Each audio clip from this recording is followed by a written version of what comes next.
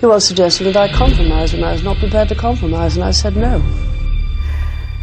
You know, when the state does everything for you, it'll soon take everything from you. And it turns out that you were expecting me, after all, for the billboards read, "The Mummy Returns." Never do something just because other people do it, my father said. Never just follow the crowd. Never. Make up your own mind what you want to do, and then do it. My goodness, that was tough. It is intimidation. It is unlawful assembly.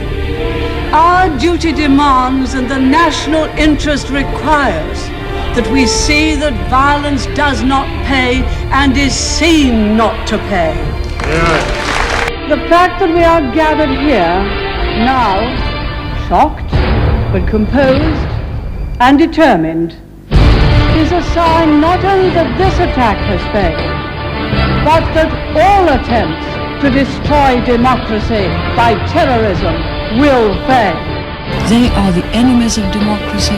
They are not interested in the future of democracy. They are trying to kill democracy for their own purposes.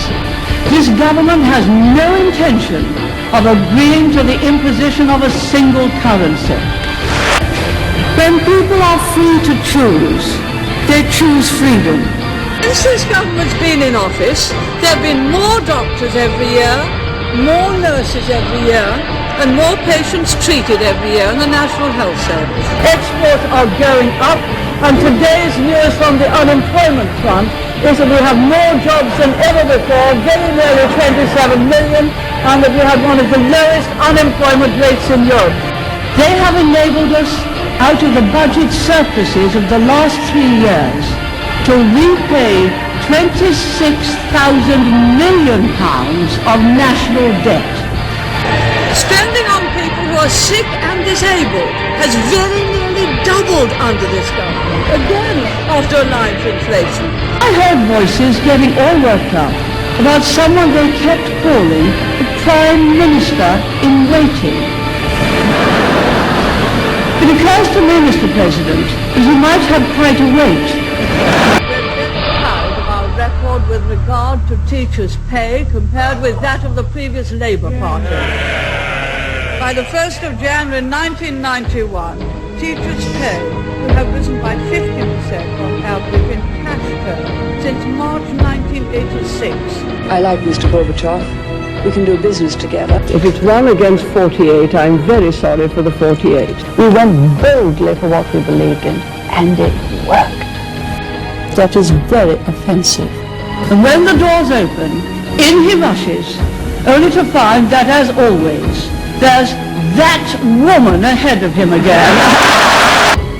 Mr. Blair says he wants to lead in Europe, but the price of that is that he's expected to lead Britain by the nose into the single currency, and he's prepared to do it. I would never be prepared to give up our own currency. Wars are not caused by the build-up of weapons. They are caused when an aggressor believes he can achieve his objectives at an acceptable price. I'm dubbed as a reactionary. Maggie Thatcher, reactionary. Well, Mr. Chairman, there's a lot to react against. Liberty has been indissolubly linked with responsibility, with endeavor, and with self-reliance. And it is that linkage which is important, because liberty and responsibility are two sides of the same coin, and you cannot have one without the other. We should all recognize that in dealing with terrorism, weakness never pays. The more hopeful signs from the Soviet Union are bound to raise questions in people's minds. Can't we take a chance? Do we need to go on with the present level of spending on defense? Hasn't the time come when we can relax our guard?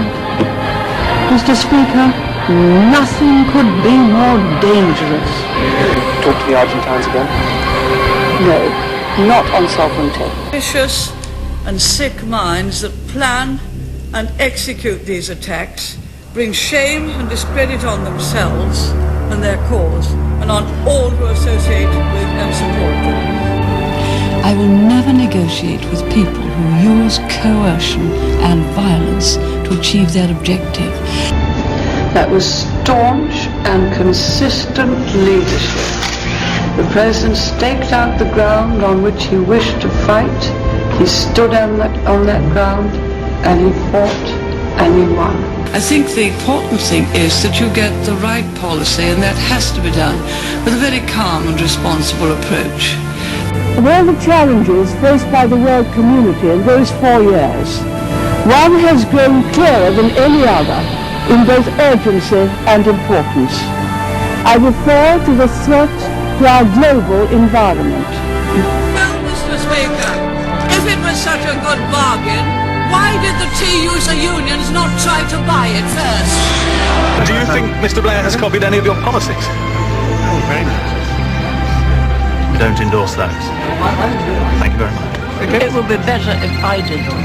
May I remind the honourable gentleman that the people who attempted to defeat training schemes in this country were the trade unions, who fought the youth training scheme and who fought the employment training scheme. No, never. All of us who remember the scenes of those secondary pickets and the terrible intimidation recall also the admiration we had for those who were determined to exercise their right to go to their place of work and had the courage to go through those lives. Iraq has violated and taken over the territory of a country which is a full member of the United Nations. That is totally unacceptable. He was going to have a single currency willy-nilly. He already made up his mind, and that the arguments that are used, if others have it, we must. That is an argument for a flock of sheep. Yeah. Ladies and gentlemen, we're leaving Downing Street for the last time after 11 and a half wonderful years, and we're very happy that we leave the United Kingdom in a very, very much better state than when we came here 11 and a half years ago. The honourable gentleman objects to me seeing family play. He's getting worse than the KGB. Just as President Reagan was doing here, I knew him before he was president. He knew me. We knew we shared the same philosophies. We shared the same determination to revive them. Well, that's another quick 2 billion, Mr. Speaker, to which the right honourable gentleman has committed besides 2 billion, just like that. A nation which has violated all rules of the United Nations Charter, which has gone in with guns and tanks to take and invade another country, which would have far-reaching consequences if it were left like that for every other country in the world, particularly for small states in the region. The highest level of investment in industry we've ever had. The highest standard of living this country has ever known. The highest standard of social services this country has ever known. And the lowest levels of income tax in the post-war period. I'm still at the crease, though the bowling's been pretty hostile of late. There's far too much centralisation going on, far too much bureaucracy going on. We don't like it, but nevertheless we're going to ratify the Maastricht Treaty. These things just don't, to me, add up. That means we shall all need to make concessions, particularly on agriculture, where we are all far from perfect. To slide back into protectionism would be damaging for every one of us, and none more than the developing countries, who as well as aid need trade. In fact, what company is successfully privatized, and it is profitable. Of course, that means nothing to the right honourable. Of course, that means nothing to the right honourable gentleman, who probably would have preferred to have it nationalised and the taxpayer continue to be fleeced. Labour's vision has been shattered. Beneath its contrived self-confidence lies a growing certainty that the world and history have passed it by, and that if Britain rejects them yet again, as I believe it will, socialism must return forever to its proper place. The reading room of the British Library, where Karl Marx found it, Section, history of ideas. Subsection, 19th century. Status, archaic. I'm the right honourable gentleman that local authorities are spending half as much again on personal social services over and above inflation than they were in 1979. There are 22% more daycare places, 26% more home helps, 13% more meals served to the elderly and disabled, and as for government support for the elderly in nursing and residential homes, for every £1 labour spent, we are spending £100. They talk, we deliver the goods. Of course the right honourable gentleman hates it. He wants total central control of education through socialist labour authorities which hold money back from locally managed schools. Of course he hates choice. Of course he hates higher standards. Of course he hates opportunity. He's socialist, a crypto-communist. Our family policy, I compare with that of the predecessor government, which was Labour. Whereas Labour cut support to the family by 7%, under this government it has increased. It has increased by 27% more than inflation. I believe the traditions and example of this House have gone the world over with admiration.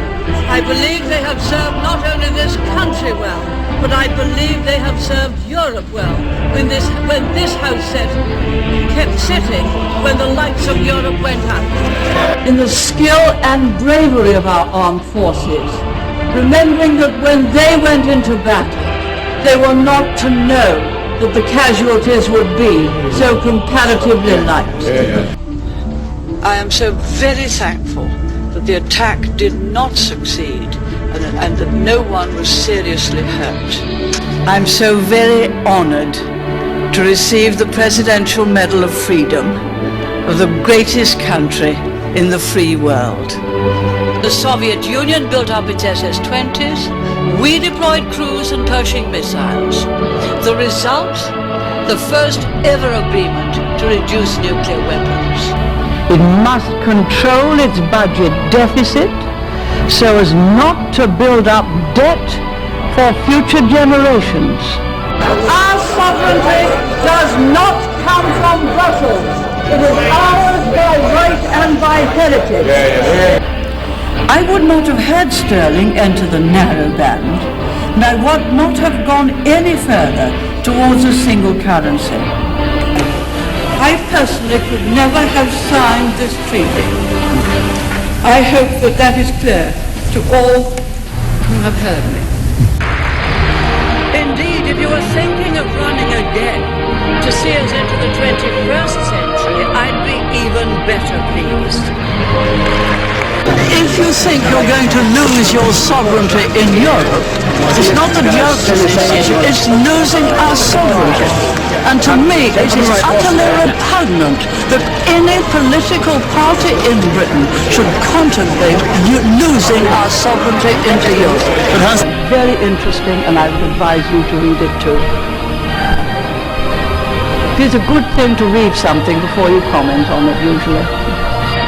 It is because we on this side have never flinched from difficult decisions that this House and this country can have confidence in this government today.